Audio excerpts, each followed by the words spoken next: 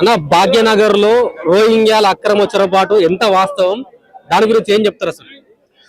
ఈ రోజు ఇన్ని రోజుల పాటు ఈ ప్రభుత్వం చేసినటువంటి సర్వే ప్రకారము రోహింగ్యాలే లేరు, కొంతమంది మితండవాదు మొత్తం కూడా అబద్ధపు మాటలు చెప్తా ఉన్నారని చెప్పినటువంటి ప్రభుత్వం కావచ్చు, లేకపోతే ఉన్నత అధికారులు పోలీసులు ఎవరైతే ఉన్నారో వాళ్ళు కావచ్చు. ఈరోజు రోహింగ్యాలు ఉన్నారు, ఆక్రమంగా ఏదైతే బంగ్లాదేశ్ నుంచి వచ్చినటువంటి వ్యక్తులు ఉన్నారని చెప్పేసి పదే పదే మేము చెప్తా ఉంటే లేరు, మీకు ఆ సభ కూడా అవసరం లేదన్నటువంటి వ్యక్తులు మా సభకు పర్మిషన్ ఇవ్వకపోతే మేము పర్మిషన్ కోసం హైకోర్టు పోతే అక్షరాల ఉన్నత అధికారులు ఎవరైతే ఉన్నారో వారి చేతి రాత ద్వారా అక్కడ అనేక మంది రోహింగ్యాలు ఉన్నారు, అక్కడ సమావేశం పెట్టడం ద్వారా అక్కడ అల్లర్లు సృష్టించే అవకాశాలు ఉంటాయి కాబట్టి రద్దు చేయండి అని చెప్పేసి అంటే ఇక్కడ ప్రభుత్వమే ఒప్పుకుంటుంది, అధికారులు ఒప్పుకుంటున్నారు. మేం చెప్తుంది కాదు, కాషాయం కండ కప్పుకున్నటువంటి హిందువులు చెప్తుంది కాదు.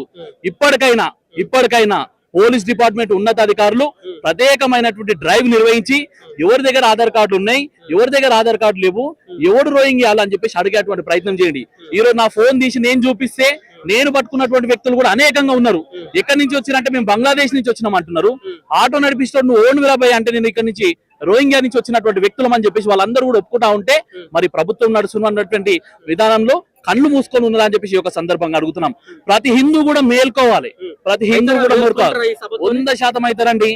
వందల ఏళ్ల నుంచి, వేల ఏళ్ల నుంచి భారతదేశం మీద దాడి చేస్తా ఉంటే భారతదేశం యొక్క మతాన్ని గాని, భారతదేశం యొక్క ధర్మాన్ని గాని ఎవరు కూడా ఇంచు కూడా కదపలేరు.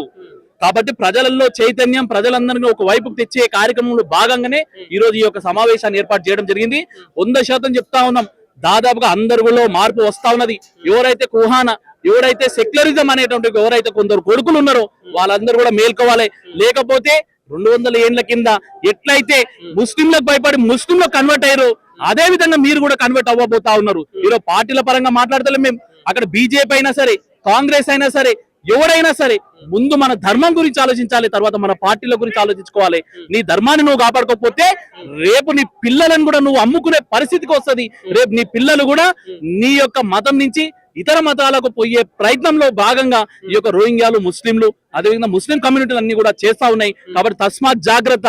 నా యొక్క మతం జోలికి ఎవడొచ్చినా సరే, అది నా అన్న అయినా సరే, తమ్ముడైనా సరే, అక్కడ ముస్లిం అయినా సరే, క్రిస్టియన్ అయినా సరే, ఎవడొచ్చినా కానీ ఈ యొక్క హిందూ ధర్మాన్ని ఏదైనా చేయడానికి ముందుకొస్తే మాత్రం ఖచ్చితంగా ఈ రోజు వచ్చినటువంటి మిత్రులు, హిందూ బంధువులందరూ కూడా ఏకతాటిపైకి వచ్చి వారిని అడ్డుకుంటాం, వారి యొక్క భర్తం పడతామని చెప్పి ఈ యొక్క సందర్భంగా. రోహింగ్యాలు పెరిగిపోవడం వల్ల ఇక్కడున్న సమాజానికి నష్టం ఏ విధంగా వాటిల్తుంది అసలు?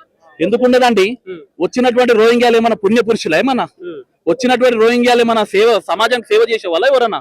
ఏ దేశానికైనా సరే, ఈరోజు అమెరికాకి సైతం నేను మంచి వ్యక్తిని, నాకు ఉన్నత క్వాలిటీస్ ఉన్నాయి, నన్ను నీ దేశంలో పెట్టుకో అంటే ఏ దేశం కూడా పెట్టుకోడు.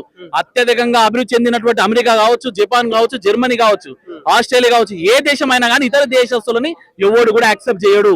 కానీ ఇక్కడ రోహింగ్యాలు కానీ, లేకపోతే బంగ్లాదేశ్ నుంచి వచ్చినటువంటి వ్యక్తులు కానీ అక్కడ ఇల్లీగల్ క్రైమ్లు చేసి వచ్చినటువంటి వ్యక్తులే ఇలాంటి అగాధాలకు పాల్పడతా ఉన్నారు. ఈరోజు భారతదేశంలో మరి ముఖ్యంగా హైదరాబాద్ లో ఉన్నటువంటి పాత బస్సులలో క్రైమ్ రేట్ ఎక్కువ ఎందుకుంది? ఈరోజు ప్రతి దొంగ, నువ్వు మమ్మల్ని అడగడం కాదు, సెంట్రల్ జైల్లో ఉన్నటువంటి, అదే విధంగా చెర్లపల్లి జైల్లో ఉన్నటువంటి ఖైదీల యొక్క వివరాలు చేస్తే నీకు తెలుస్తుంది కదా, ఎవరు ఖైదీలుగా ఉన్నారు, ఎవరు థెఫ్ట్ చేసినారు, ఎవరు సమాజానికి నష్టం చేసేటువంటి వ్యక్తులు ఎవరు ఉన్నారో మీకు తెలిసిపోతుంది కదా. 100% ఈ యొక్క దేశంలో కానటువంటి వ్యక్తులు ఈ దేశానికి ఎప్పటికైనా ప్రమాదమే. అలాంటి వ్యక్తులని పట్టుకొని మీరు బార్డర్ల వైపు వదులుతారా, లేకుంటే వారి యొక్క పంతం, వారి యొక్క పనితనం మేము చూసుకోవాలని చెప్పేసి ఒక సందర్భంగా. లవ్ జిహాద్ పేరుతోని హిందూ అమ్మాయిలను ట్రాప్ చేస్తున్నారు అనేది ఎంతవరకు వాస్తవం అసలు? చూస్తున్నాం కదా మనం, ప్రభుత్వం దగ్గర లెక్కలు ఉన్నాయి కదా. ఏడైతే హిందువులను ట్రాప్ చేసి లవ్ జిహాద్ చేస్తుందని చెప్పి మేము చెప్తలేం. మేము నువ్వు ఎంఆర్ఓ ఆఫీసులకు, రిజిస్ట్రేషన్ ఆఫీసులకు వెళ్ళి చూస్తే అక్కడ ఈ యొక్క వ్యక్తి ముస్లిం అబ్బాయి ఒక హిందూ అమ్మాయిని చేసుకుంటున్నాడు, ఫలాని డేట్ చేసుకుంటున్నాడు అని చెప్పి టిక్ మార్క్ పెట్టి మరి పెడుతున్నారు కదా. మరి అదంతా కూడా మత మార్పిడి కాదా? అదంతా కూడా లవ్ జిహాద్ కాదా?